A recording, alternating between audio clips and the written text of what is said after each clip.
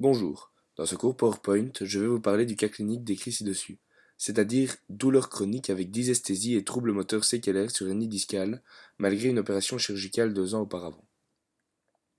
Tout d'abord, le patient se présente chez le médecin pour une douleur chronique au niveau du rachis, avec un signe de dysesthésie et troubles moteurs d'une partie du corps. La dysesthésie est une sensation anormale non motivée par un stimulus extérieur ou provoquée par un contact normal, mais dont la perception se trouve déformée, comme par exemple épuisement, erreur de localisation, altération des sensations, etc. Le trouble moteur, quant à lui, s'exprime par un manque de force, une diminution des réflexes myotoniques et une sensibilité diminuée, avec dans les cas plus graves une atrophie du muscle.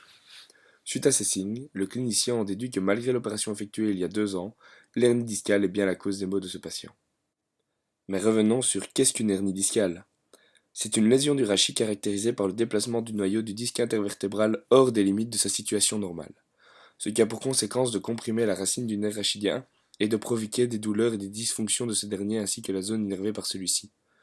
Lors d'une suspicion d'une hernie, le clinicien enverra son patient en imagerie médicale dans le but de confirmer son diagnostic.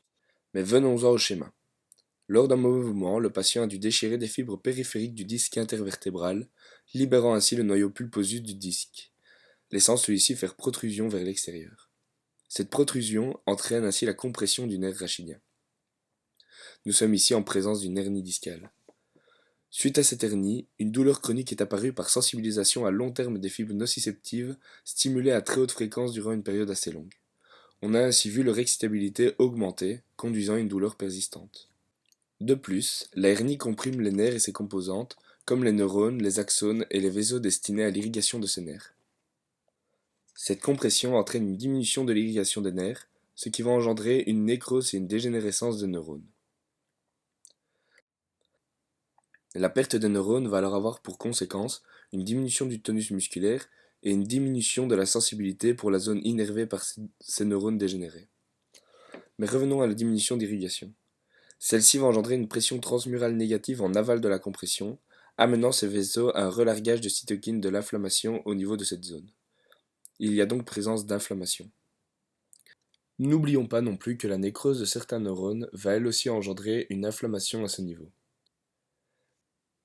Cette inflammation est elle aussi une des causes des douleurs de ce patient. Pour finir, venons-en au traitement.